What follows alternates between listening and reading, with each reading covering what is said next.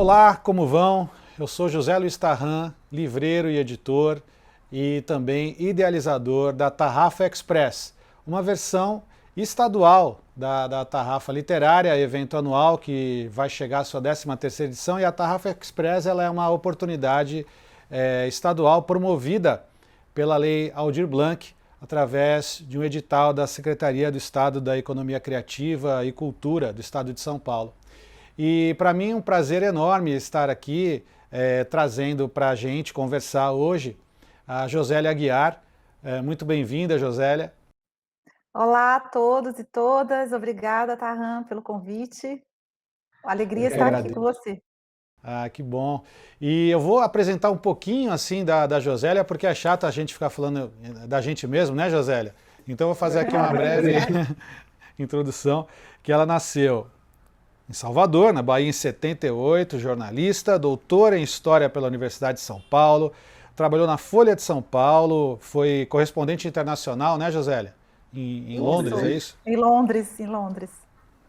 Ah, que diferença de cultura, depois a gente vai conversar sobre isso. E foi curadora da Flip em Paraty nas edições de 2017 e 2018, também vou querer conversar sobre isso, acho que vai ser curto tempo aqui. E ela, autora da biografia do Jorge Amado, uma biografia, ela também vai explicar um pouco sobre essa questão que eu acho corretíssima, que foi vencedora do Prêmio Jabuti dos mais tradicionais, o mais tradicional do nosso mercado editorial, e assumiu, né, há algum tempo já, a diretoria da Biblioteca Mário de Andrade. Então, cai por terra todas as impressões sobre baianos em ritmo lento. Josélia, mas que Bahia é essa, Josélia? Pois é uma Bahia que às vezes as pessoas não sabem que existe, mas existem esses baianos, por exemplo, minha mãe é assim, o Jorge Amado era assim, é, nem digo assim que numa aparência inicial eles pareçam, né, agitados, mas internamente são muito agitados e querem fazer muitas coisas e fazem muitas coisas, tem muita energia, assim, de trabalho, de fazer as coisas, né? Então, por exemplo, pensando aqui no Jorge Amado, ele acordava às 4 da manhã para escrever. Aí depois que ele ficava horas escrevendo, ele descansava um pouquinho para o almoço, depois ele respondia várias cartas, ele tinha uma atividade não só como escritor, mas como pessoa pública, né? Tinha uma rede de amigos, dava atenção a um monte de gente, então, assim, é realmente muita energia. E ele tinha essa fama de ser agoniado, agitado, de não parar, né? Inclusive de ter questão de horário, assim, se as coisas não acontecessem no horário, ele ficava agitado, chateado e saía, embora, enfim. Então ele tinha todo esse perfil, né? Minha mãe, assim, ela tem muita energia, muita energia. Se ela está quieta, assim, você pode imaginar que ela está com algum problema, está doente, alguma coisa assim. Bom, eu tenho uma aparência, eu acho que é meio quieta, né?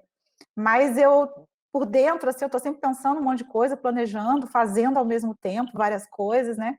Com a pandemia eu fiquei um pouco cansada, talvez eu acho que só agora eu comecei a resolver, assim, dar um tempinho, assim, nas atividades, né? Mas eu sempre gosto de estar fazendo muita coisa. E você ficou cansada, você disse por quê? Por causa das atividades também online, digitais?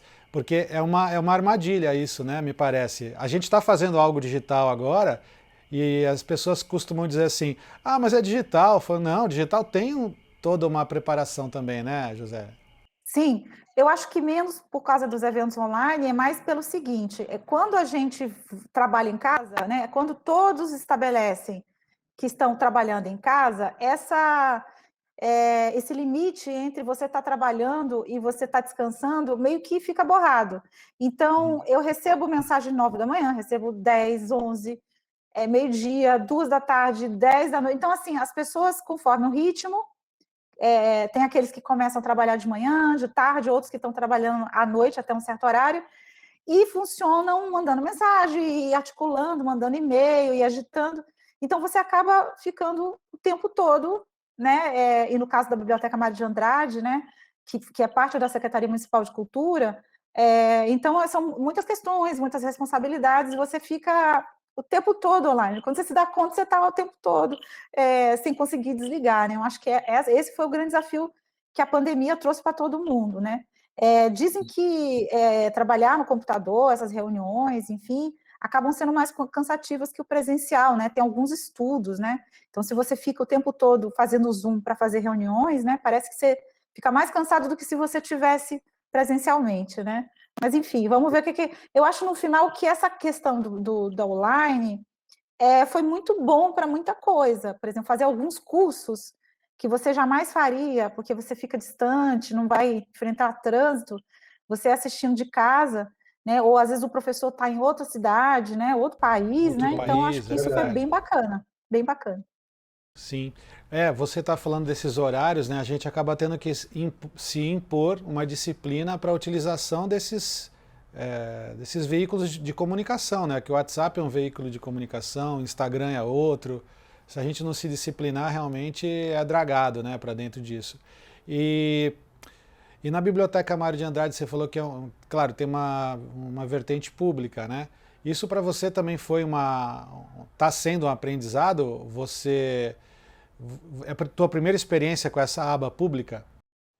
Não, você sabe que não foi? Um dos meus primeiros trabalhos ainda em Salvador foi na área de comunicação do Museu de Arte Moderna da Bahia, que é um lugar assim pelo qual eu tenho um amor imenso. Assim, eu lembro daquele tempo no MAM Bahia como um dos momentos mais mágicos da minha vida, né?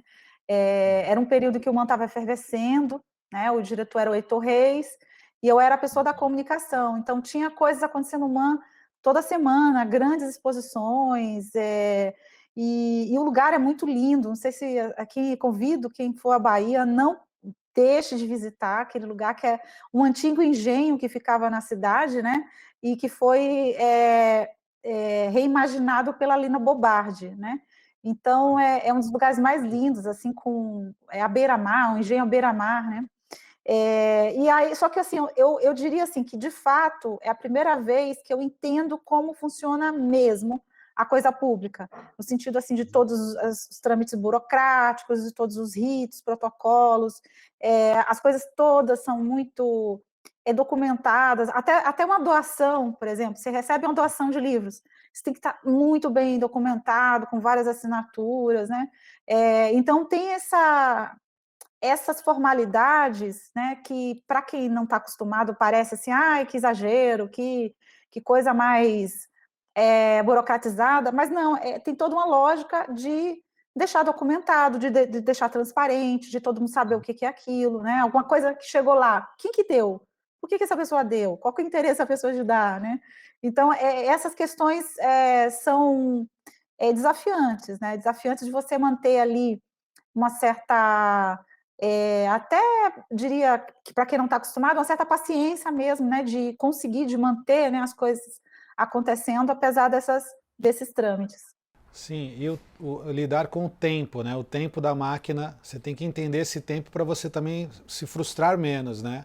Você entender qual é a etapa, o quilômetro da maratona que você está correndo, né? Vamos Não, dizer foi assim. ótima essa imagem que você fez, é tipo uma maratona mesmo, né? Não é 100 metros, é Não uma é? maratona. Na verdade, como é que é aquela prova que a pessoa passa pela corrida? Tem também a parte de nadar, triatlon? Tem o triatlon e tem o decátlon. Se você quiser ser com mais etapas, mais modalidades, tem o heptátlon, você pode escolher. Então, eu acho que é essa daí com mais etapas, porque são várias provações e várias experiências dentro de uma só. Mas que linda essa junção da história do engenho com a Lina Bobardi, né? Você trazer a história, né, aliada à arquitetura e para um museu de arte moderna. Que belo conjunto, né, de forças. Falando você fala dessa magia, né, das tuas lembranças, né? Me fala um pouquinho que você abre o livro a biografia do Jorge Amado, fazendo aqui uma menção ao seu pai e sua mãe, né? E, e você fala para minha mãe, com quem aprendi a ler, em memória do meu pai que abasteceu a nossa casa de livros. É uma casa de livros. Eu quero que você fale um pouquinho da tua formação e tuas memórias, assim como leitora menina, vamos dizer assim. Como é que era? É interessante isso da minha mãe, porque ela fez isso comigo, com meu irmão, quer dizer, com meu irmão antes de mim, né, que ele é mais velho, e com meus sobrinhos, né. Ela ensina as criancinhas, né, a ler, né, muito cedo. Ela foi Ah, professora quando era jovem, ela é dona de casa, enfim. E aí, viram as aberrações. A criança, às vezes, com 3 anos, já sabe todo o alfabeto, aí começa já a juntar palavras, porque ela brinca de ficar ensinando as pessoas, as crianças a ler, né? Então, quando eu digo que com 4, 5 anos eu já sabia ler, porque minha mãe tinha me ensinado, né? E eu tinha uma ansiedade muito grande. Eu que pedia a ela, eu ficava muito desafiada, porque meu irmão já lia, né? Ele é 5 anos mais velho, e aí eu insisti muito até que ela me ensinou a ler para eu poder ficar lendo, né? E aí tinha uma outra coisa engraçada que assim, todo começo de ano que comprava os livros da escola, né? Tipo, primeira série, segunda série, aí compra todos aqueles livros do ano, né? O que eu fazia? Eu lia tudo antes, principalmente os de literatura, de história, né? Quer dizer, língua portuguesa, né? História. Eu lia, perdia a graça, assim, em 2 meses eu já tinha lido aqueles livros, né? E meu pai, ele tinha essa coisa de comprar livros para casa, né? Ele tinha feito isso com os irmãos dele, que ele tinha irmãos mais novos que ele, então ele tinha uma história também de ter contribuído, né, na formação dos irmãos. E aí quando a gente nasce, a gente já nasce com uma casa com esses livros, né? E ele foi comprando, né? E tinha uma coisa de eu pedir livro de presente, né? Então eu fui incentivada, né? E esse irmão mais velho também que lê, né? Que, que escreve bem, ele não é jornalista, ele escreve muito bem, né? Ele é da área jurídica. Eu fico às vezes impressionada como ele escreve muito bem, nunca tendo passado pela experiência do jornalismo. Ele poderia trabalhar como jornalista, assim, em termos de clareza de texto, de articulação, enfim. é interessante ver o estilo do seu texto na biografia do Jorge Amado, que ele é um texto que ele tem lá o tecido literário. Ele não é um texto telegráfico, né? Você sente a atmosfera, sente temperamentos, você faz umas panorâmicas no texto, assim, que levam bem o leitor, né? Eu como leitor dizendo também. E, você precisa de doses de Bahia, Josélia, ao longo do ano, assim, como é que você mata a saudade, assim? Porque eu sinto que você tem uma ligação forte, né, com o teu lugar. Eu tenho uma ligação forte e diria assim que esse período de pandemia foi bem ruim, até por isso, né? Que eu não conseguia viajar. Eu tinha um ritmo de viajar lá para Salvador a cada 2, 3 meses, né? Para ver a família que ficou lá. E de ter esse contato mesmo com a cidade, né? Salvador, né? Eu sou de Salvador, é uma cidade que se as pessoas repararem, sentirem ela, você tem uma sensação, né, de estar nela e ter assim um recarregamento assim de energia, assim. Não sei se é por causa do sol, não sei se é por causa dos sons da cidade, mas é uma cidade de muita vitalidade, né?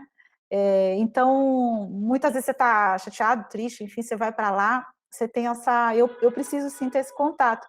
Embora eu goste de São Paulo e reconheço as diferenças como interessantes, assim, né?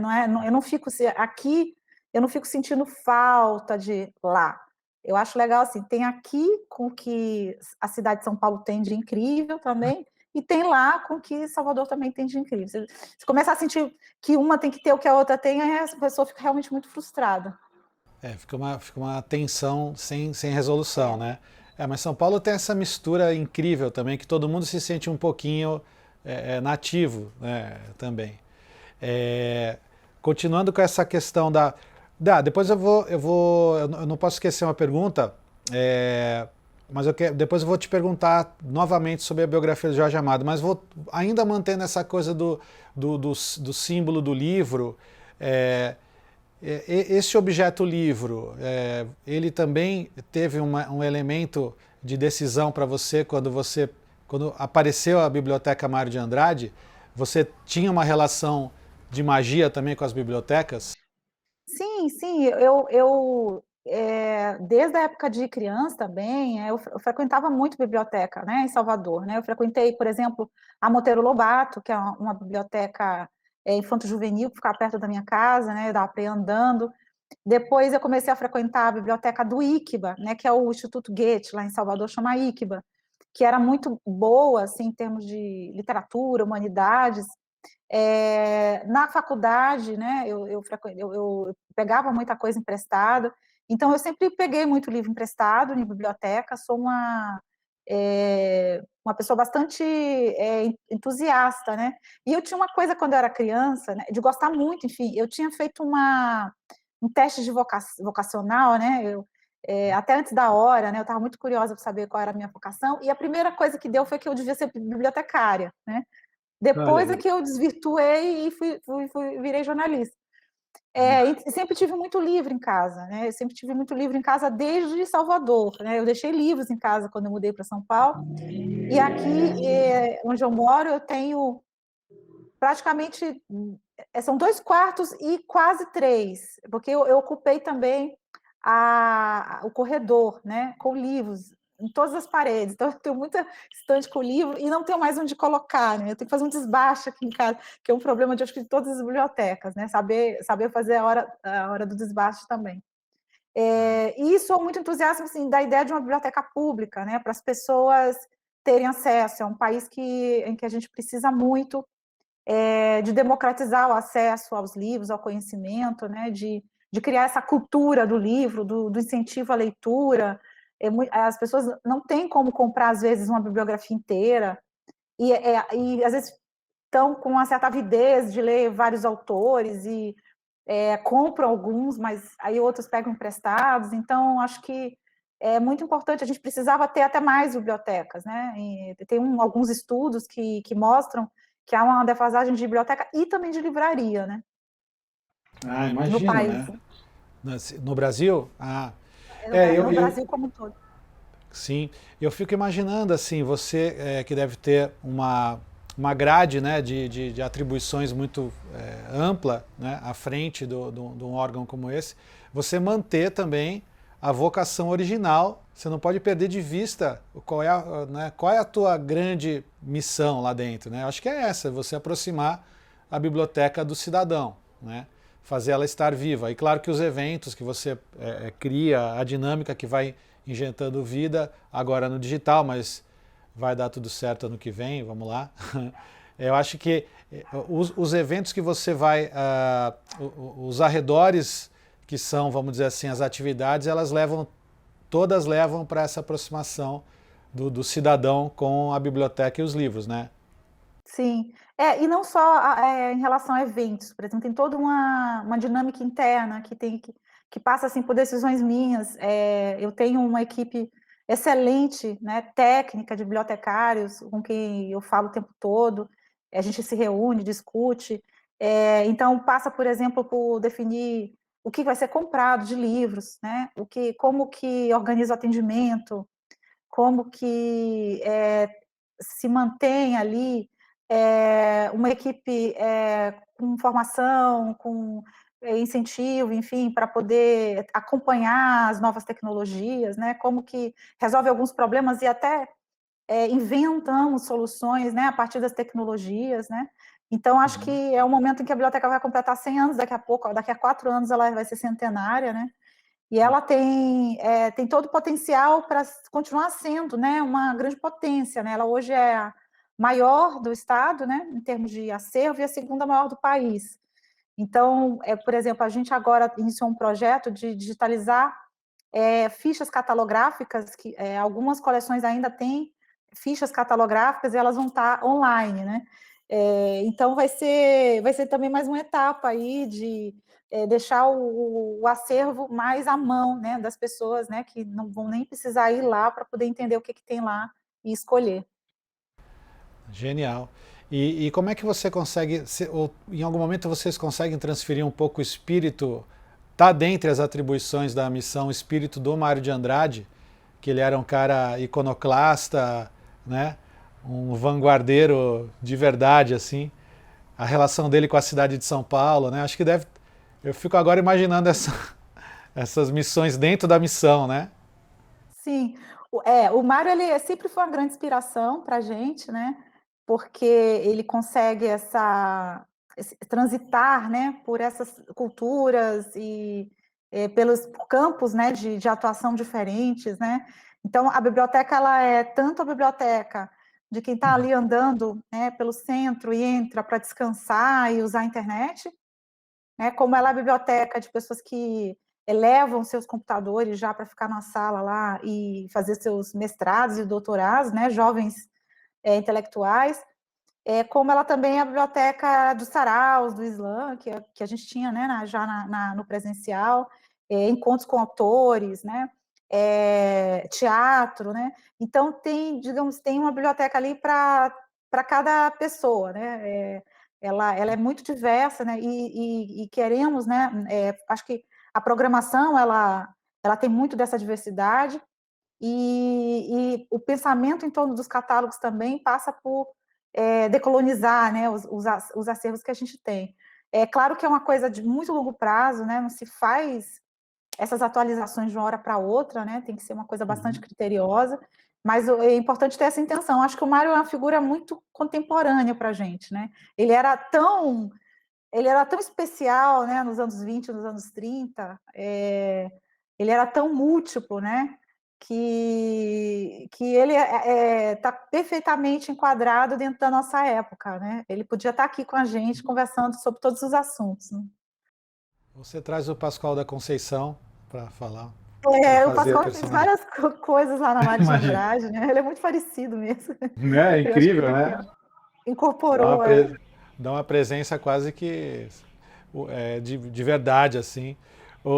Quando você estava falando da sua biblioteca, eu lembrei de um texto do Marcos Gasparian, livreiro da Argumento, né, e um dos criadores da editora Paz e Terra, que ele falava sobre o fim do livro e como isso, na visão dele, isso foi escrito há coisa de 15 anos ou 20 anos, sei lá, que isso não ia acabar. O livro não ia acabar, e ele dá o exemplo de que o picadinho de carne não acabou com o hambúrguer, o cinema não acabou com até então o videocassete, o DVD, e ele fala assim, e as pessoas que falam aparentemente reclamando das suas bibliotecas abarrotadas, elas querem dizer que as bibliotecas estão abarrotadas. É orgulhoso falar, eu não aguento, não tem mais onde pôr livro. Daí ele compara até o cara que fala assim, minha mulher é ciumenta, aí vem uma mulher linda passando, minha mulher lá reclama. Esse texto do Gasparian é tipo um amuleto meu de memória, quando vem alguém para falar para mim, mas será que o livro, como é que é a sua visão? Eu imagino, eu só quero ouvir mais um amuleto, Josélia, eu estou te usando para você falar sobre esse assunto. E você... Para você ter ideia, né? Eu continuo comprando muito livro. Uhum.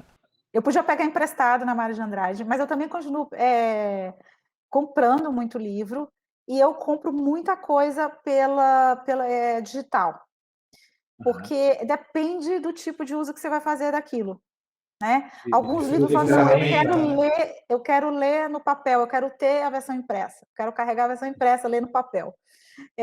Parece que tem uma sensação de que quando eu leio no papel, eu entro mais dentro do livro. Eu estou mais entregue àquela experiência. Muita coisa eu quero ler no digital, porque são leituras mais rápidas, às vezes coisas que eu quero consultar. Não são livros que eu vou ler inteiramente, são textos assim que eu preciso como acessório para algumas aulas que eu preparo.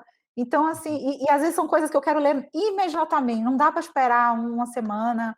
Às vezes é livro que ainda está no exterior, que não foi traduzido, então eu né, clico ali, já compro, e não dá para esperar. Mas eu compro muito livro e gosto muito da experiência de ir para as livrarias. Sim. É uma experiência assim...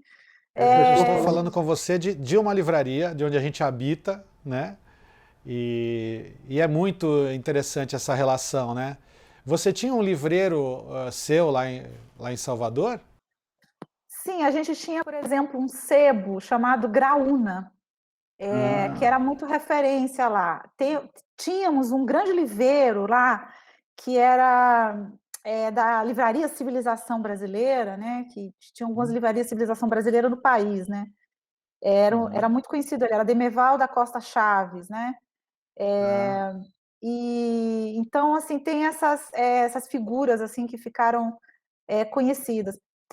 Salvador agora viveu muito essa coisa da crise das grandes megas, né, livrarias.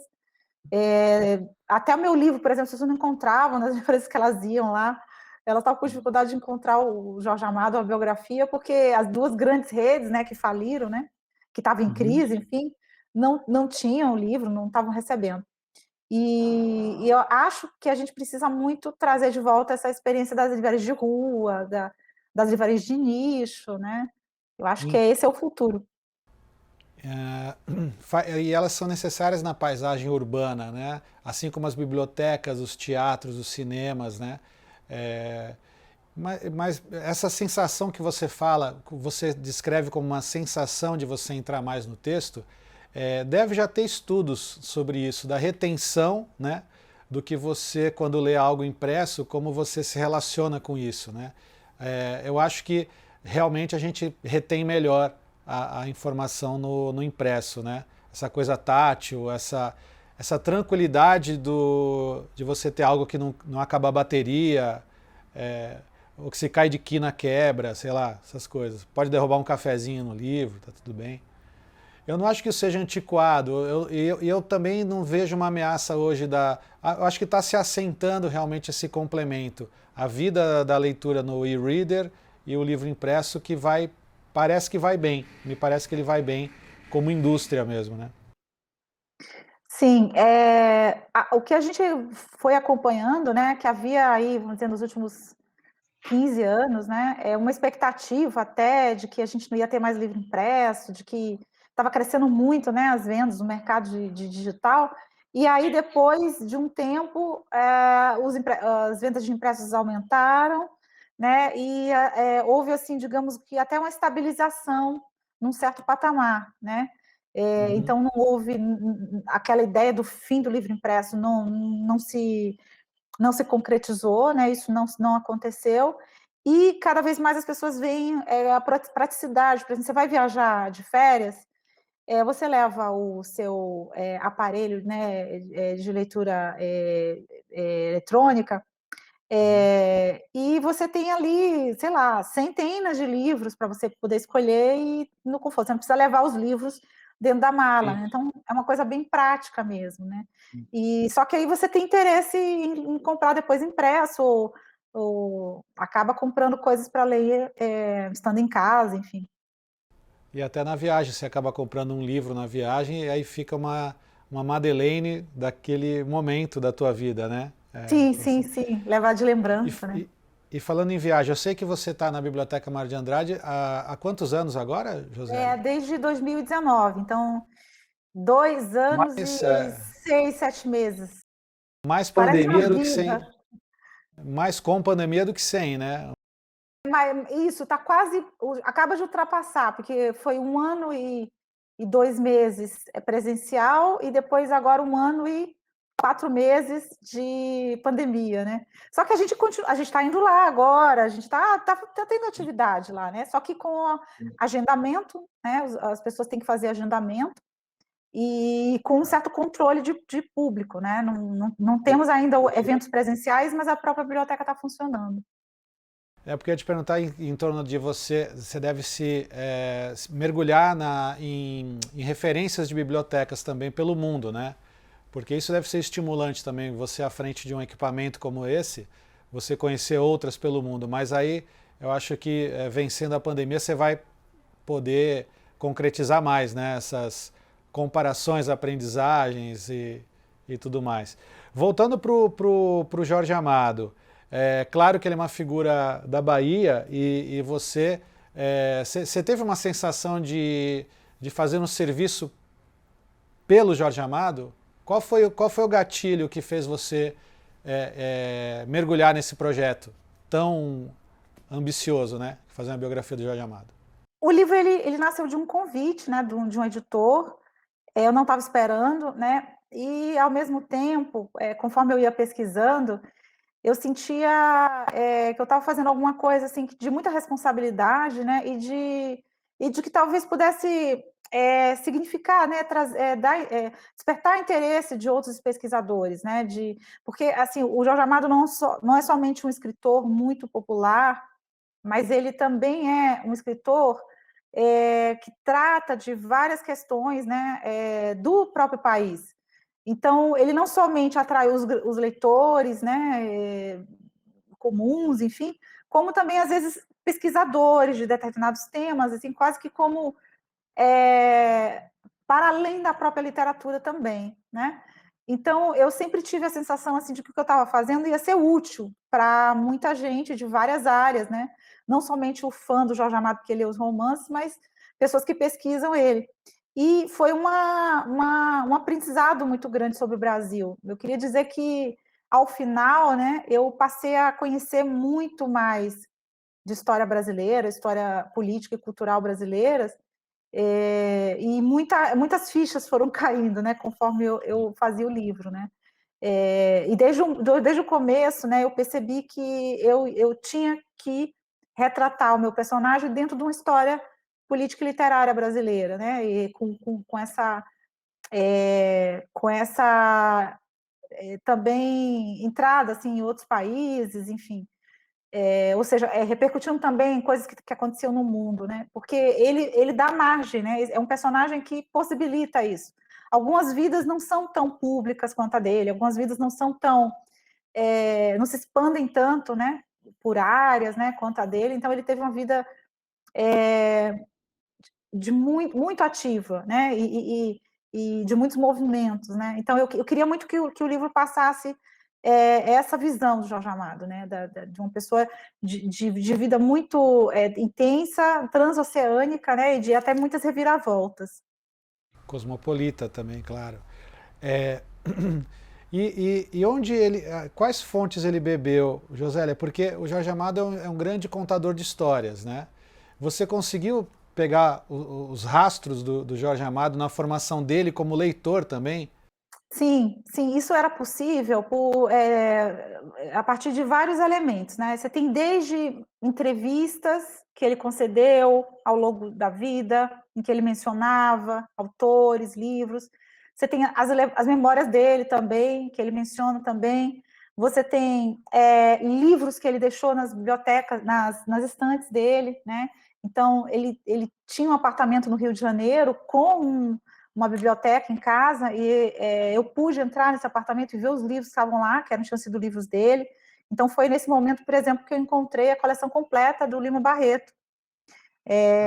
Quando ele comprou ali, quando foi reeditada, nos anos 50, né?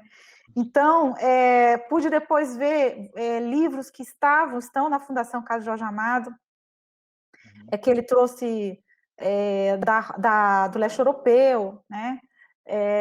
Ele tinha uma ligação muito grande, por exemplo, com os livros, os pockets policiais, que ele lia em francês, que ele lia em espanhol também. Então, o que dá para dizer assim das influências dele? Tem ali aquele primeiro momento em que ele é leitor de literatura proletária, literatura latino-americana, né?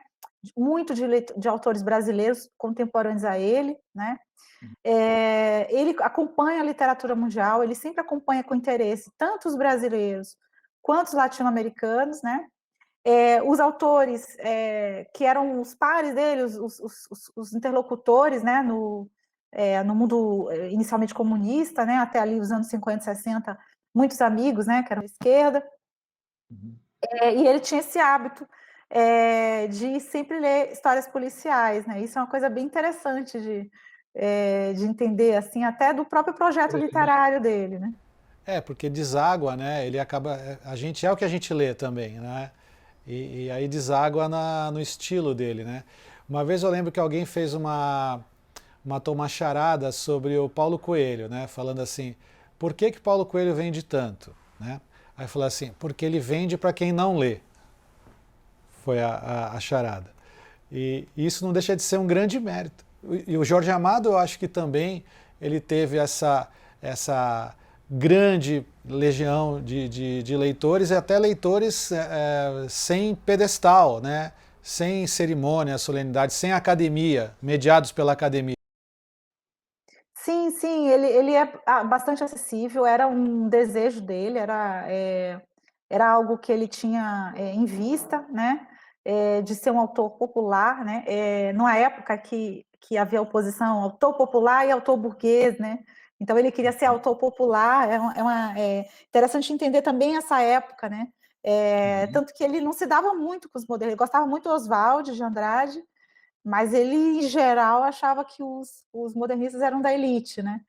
E ele sempre incentivou muito, né, colegas ou novos autores, que ele achava que tinham potencial, ele fazia muita propaganda, assim, de uma generosidade muito grande, né? Propaganda de novos romancistas, né? Fazia apresentações, fazia recomendações a editores, né? No fundo, ele era muito apaixonado pelo que ele fazia. Acho que também a gente pode entender o Jorge Amado por essa obsessão que ele tinha pela literatura, né? E o sucesso dele é decorrência dessa obsessão, né? Desse autor até workaholic, né? E você acha que ele hoje, nos dias de hoje, ele tem menos reconhecimento do que já teve, e você arrisca um porquê? Porque assim, eu vou falar um dos cenários. Me parece que o mundo acadêmico também, ele entrou em choque com esse mundo das histórias contadas. E os autores brasileiros também me parece que eles entraram numa ambição estética. Eu não sei se você também passou por esse caminho, assim, para entender por que Jorge Amado não é tão lido hoje. Vamos lá. Eu acho que tem duas formas de entender ele. Primeiro que ele se tornou, né, importante na literatura brasileira a partir muito da leitura dos críticos da primeira metade do século XX, né? Então ele teve fortuna crítica, ele teve leitura e até apreciação, né, de grandes críticos brasileiros, né? Tanto que ele se torna, né, essa figura que ele é dentro da história literária por causa dessa apreciação dos críticos. Daí aquele momento aí, depois dos anos 60, especificamente anos 70, 80, que ele fica muito popular e os críticos começam a se distanciar dele e novas escolas da crítica surgem e começam a questionar um pouco o que ele faz, né? O trabalho, o projeto dele. Você mencionou essa história de contar histórias, né? Aí fazer romance deixa de ser contar histórias e passa a ser outra coisa, né? Então ele seguia ainda um modelo da primeira metade do século XX, né? Ou até anterior, né? Ele investia muito assim em elementos, né? Da cultura popular, elementos do romance popular também, folhetim, né, o cordel. Então, isso tudo, em determinado momento, aí pelos anos 70, 80, passa a ser menos interessante, né, para os estudiosos, né, para os críticos, e essa popularidade também começa a aparecer, né, pouco atraente para quem quer estudar, né, o Jorge Amado. Só que, ao mesmo tempo, eu acho que depois que ele morre, né, com a reedição, né, com as reviravoltas da própria história, né, hoje há mais espaço, por exemplo, para a história contada de novo, né, tem muito autor, inclusive em mercados, por exemplo, como de língua inglesa, né, isso nunca deixou de ser forte, né, essa coisa mais experimental, às vezes até mais de outras literaturas, né. Então, talvez uma revalorização do romanesco, né, dessa história contada, e as reedições, né, e os novos críticos, né, os novos estudiosos, estão redescobrindo ele. Eu acho que 20 anos depois da morte dele, né, que se completaram a semana passada, ele hoje está sendo mais lido, provavelmente, do que quando ele naqueles anos em que ele morreu, né? Ele, inclusive com reedições no exterior, né? Então, eu acho que ele não repete, claro, que ele não está mais vivo, né? Aqueles acontecimentos, né? Que, tipo, sair com 200 mil exemplares de primeira tiragem, né? Então, isso não existe mais, né? É outro movimento, né? Mas eu acho que ele continua está crescendo de novo, né? Está revivendo. Que bom, né? Você falou dos 20 anos da morte do Jorge Amado, né? É irresistível fazer essa pergunta, é uma pergunta meio manjada, mas eu vou soltar. Não tô... já passei da parte da autocrítica muito feroz. Mas Qual pergunta você queria fazer para ele? Você gostaria de fazer para o Jorge Amado, caso você pudesse? Eu sei que o Rui Castro fala que biografia boa tem que ser de autor já desencarnado, né? Que a biografia tem que estar concluído o período de vida do autor. Mas se ele tivesse vivo, que ficou para trás que você queria saber dele? Gostaria de saber dele? São tantas perguntas. Assim, agora não vou conseguir lembrar, né? Mas enquanto eu estava fazendo o livro, eu pensava muitas vezes nisso, né? Ai, se eu pudesse sentar com ele, fazer umas perguntas sobre isso aqui, muitos detalhes, assim, foi assim, não foi assim, essa explicação, foi esse encadeamento dos fatos, né? O que ele diria desse livro quando se ele lesse, né?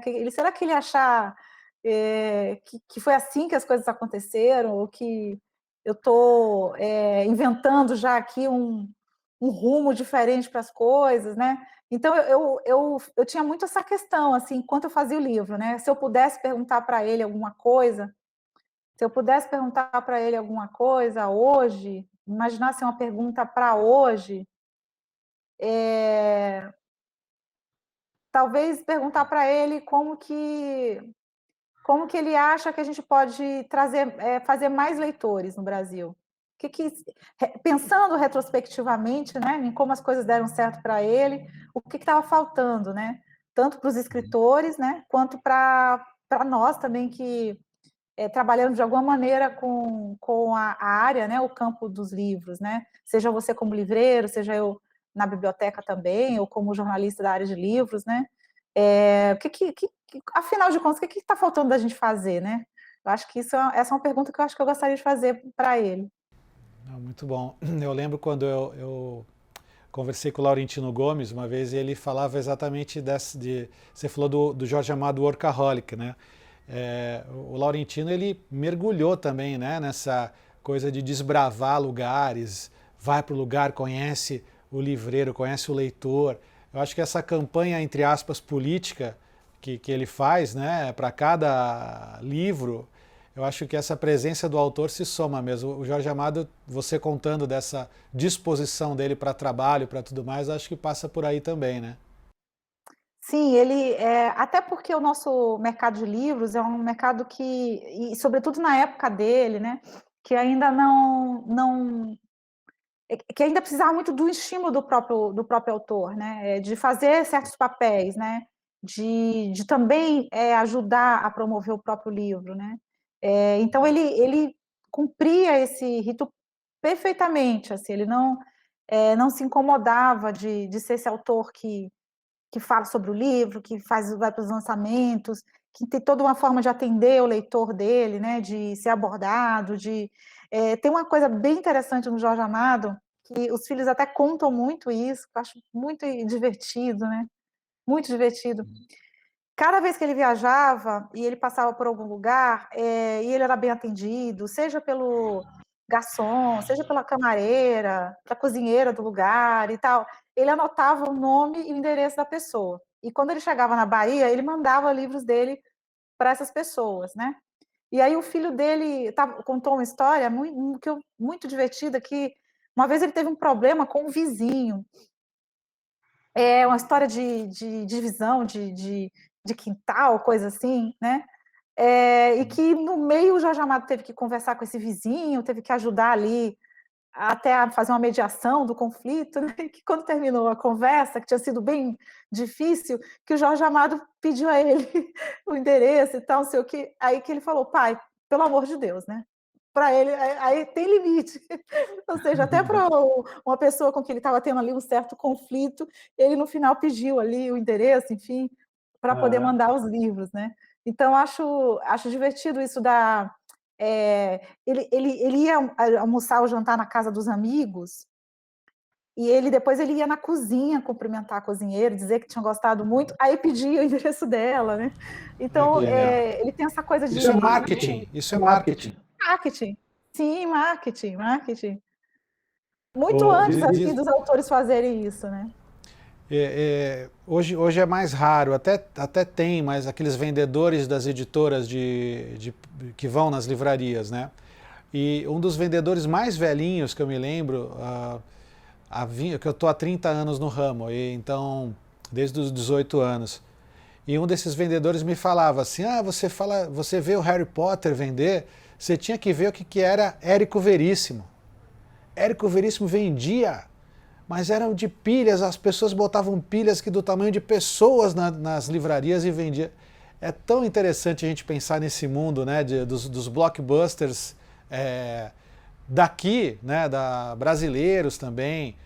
Outro dia eu li um texto do Sérgio Augusto no Estadão, eu acho, que ele fez uma comparação da lista dos 10 mais vendidos dos anos 80 e hoje, né?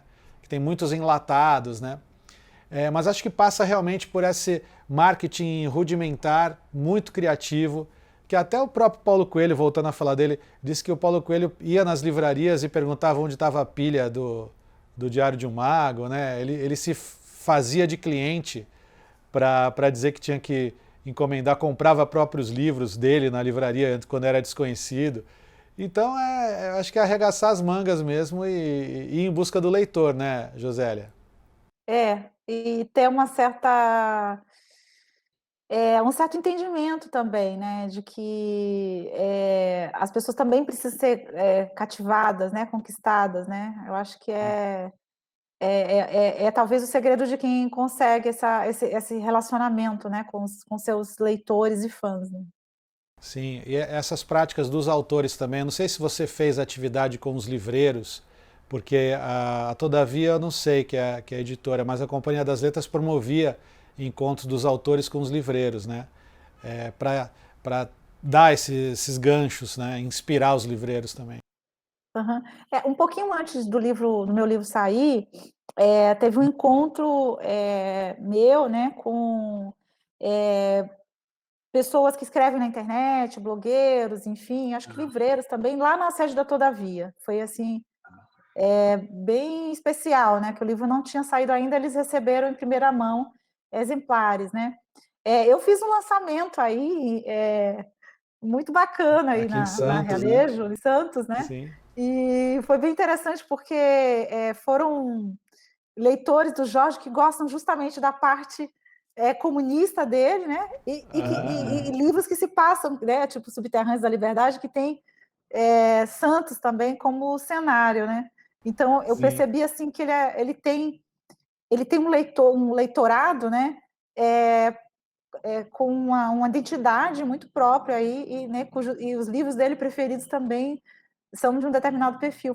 Foi bem bacana aquele dia. Eu gosto muito de lembrar daquele dia. Tava um calorzão, né? A gente tomou uma Tá um cervejinha aqui. calorzão. É. E o livro do Jorge Amado que mais conversa com você? Você tem um livro dele que você mais gosta? Tem sim. Eu gosto muito dos Velhos Marinheiros, que tem duas histórias, né? A do Quincas e a do Capitão Vasco Moscoso do Aragão. Esse é o meu preferido. Mas eu gosto muito de outros livros dele, por exemplo, Terra Sem Fim. Foi muito inesquecível, assim, quando eu li na juventude. O Dona Flor é muito divertido, né? Não só pela história da Dona Flor, mas pela crônica da vida baiana, como ele mesmo promete, né? No subtítulo. Por exemplo, o livro dele sobre Castro Alves, o ABC do Castro Alves, é bem interessante, né? É uma biografia, né? Na verdade, um ensaio biográfico, né? E aí ele até brinca dizendo assim: estou escrevendo esse. Ele fala mais ou menos assim: estou escrevendo esse livro para revelar a alma do Castro Alves e que se danem os historiadores e suas notas de rodapé. E aí ele faz essa promessa. Só que ele bota a nota de rodapé, ele cumpre assim, um certo procedimento, assim, até padrão, né, de fazer referência. Então, assim, até que para quem estava reclamando, ele até cumpriu direitinho, né? O Tocaia Grande, um dos últimos livros dele, é muito, muito forte, muito bonito, assim. Para muita gente que diz que o Jorge Amado, no final, fazia histórias alegres, enfim, acho que ler o Tocaia Grande, né, e ver que ele nunca deixou de tratar, assim, das dores, das violências, né, inclusive em relação à luta pela terra, né. Então ele teve uma intensidade, uma força criativa homogênea, vamos dizer assim, na carreira dele. sim, eu acho que ele se manteve com muita vitalidade, né?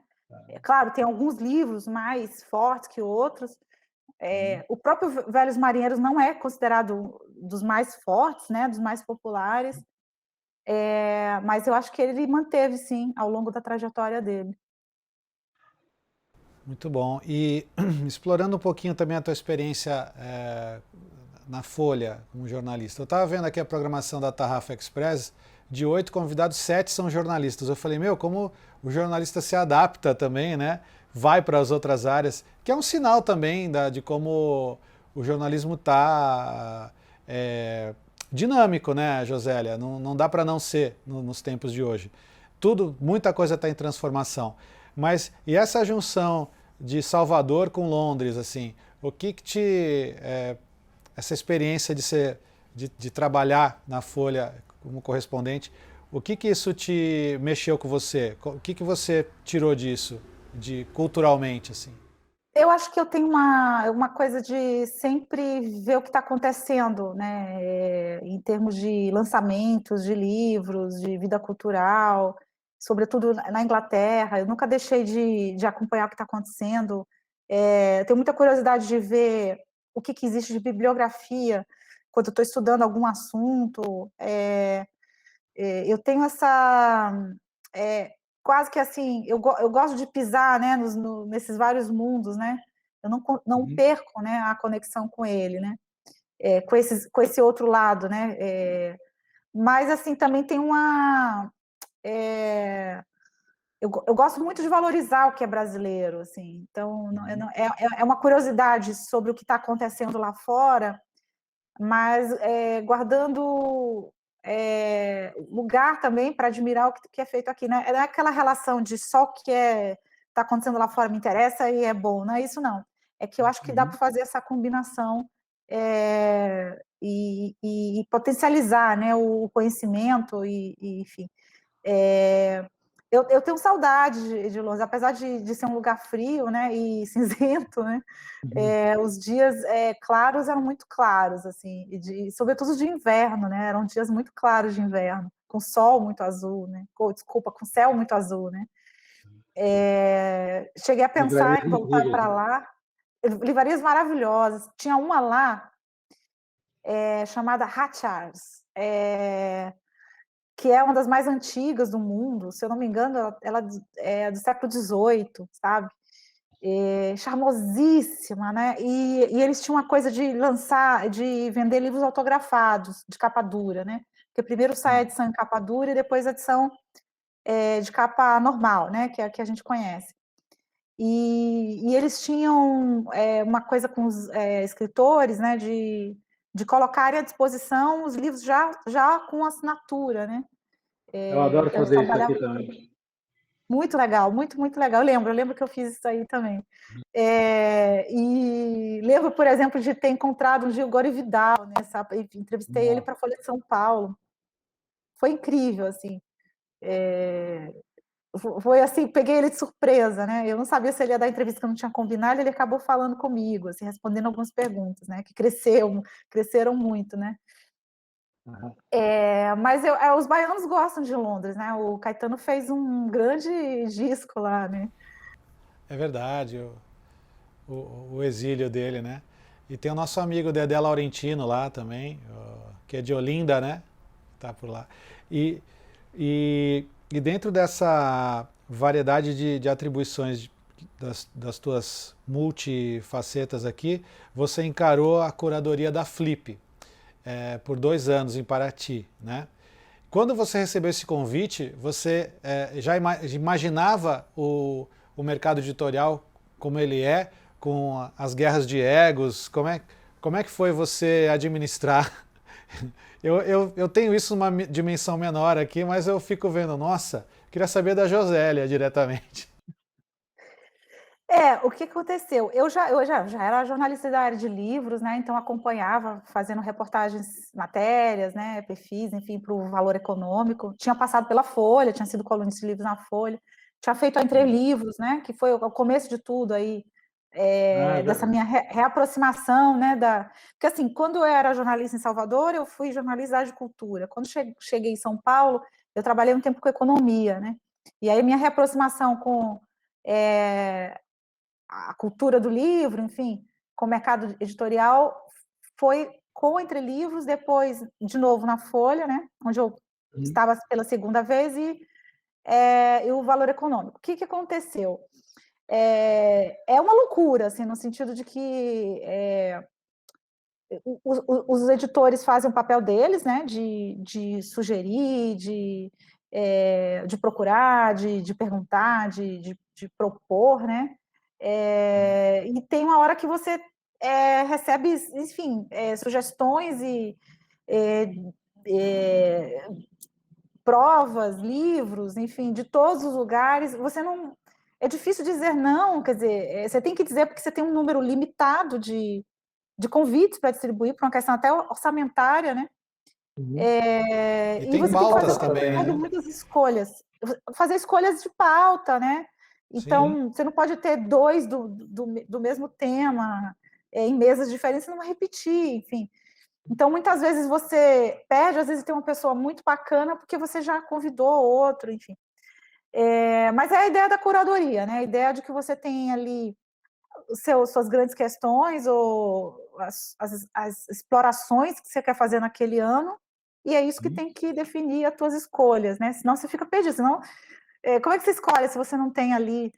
E ter uma distância segura e não se preocupar tanto com popularidade, porque chega uma hora que você não vai conseguir, você não está numa campanha atrás de voto, né? Você tem que fazer teu trabalho, e aí a amizade continua, às vezes abalada, mas continua. Assim, eu acho que no final, acho que o pessoal entende, né? Na hora, eu acho que um trabalho muito notado.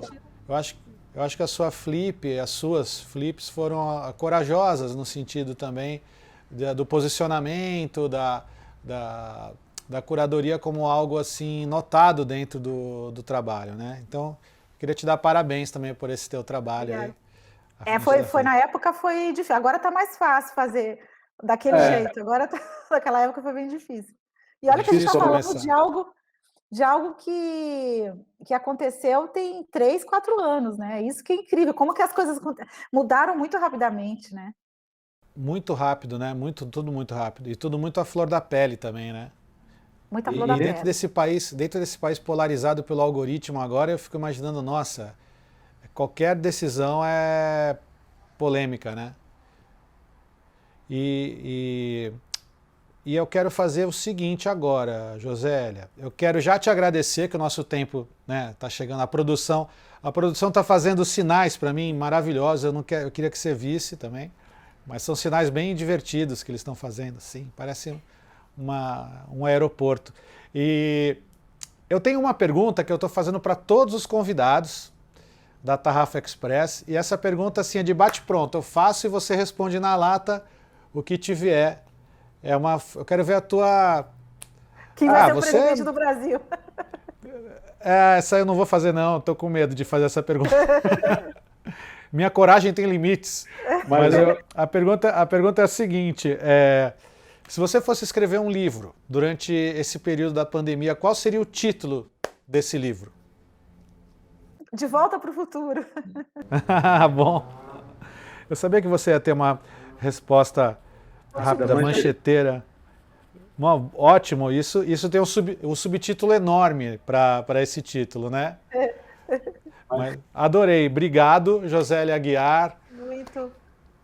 Foi um prazer conversar. Vida longa para a Tarrafa. E vida longa aí também para a Biblioteca Mar de Andrade, para todo esse projeto bonito que você está à frente aí. Um beijo, até breve. Beijo, até mais.